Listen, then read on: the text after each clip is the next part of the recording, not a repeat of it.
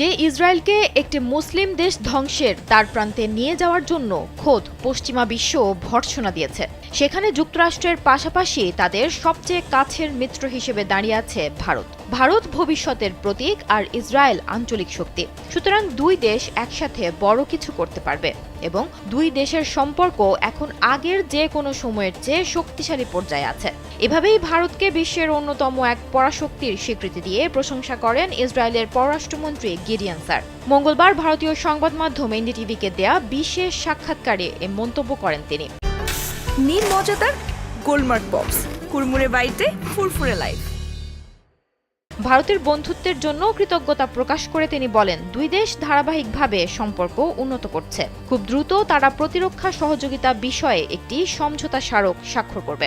এরপর তিনি 2023 সালের ফিলিস্তিনের স্বাধীনতাকামী গোষ্ঠীর হামলার পর ভারতের দ্রুত নিন্দা জানানোর ঘটনায় নয়াদিল্লির প্রতি গভীর কৃতজ্ঞতা প্রকাশ করেন।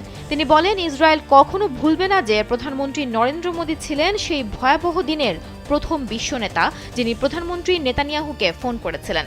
ভারত ইসরায়েলের পাশে ছিল, এটা তারা চিরকাল মনে রাখবে। পাশাপাশি ফিলিস্তিন প্রসঙ্গে স্যার বলেন, বর্তমান পরিস্থিতিতে ফিলিস্তিনি রাষ্ট্র প্রতিষ্ঠা হলে তা ইসরায়েলের নিরাপত্তার জন্য হুমকি হতে পারে।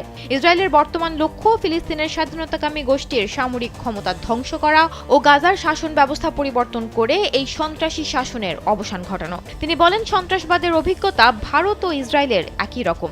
ইসরায়েল গোয়েন্দা তথ্য, প্রযুক্তি ও প্রতিরক্ষার ক্ষেত্রে ভারতের সঙ্গে নিবিড়ভাবে কাজ করছে।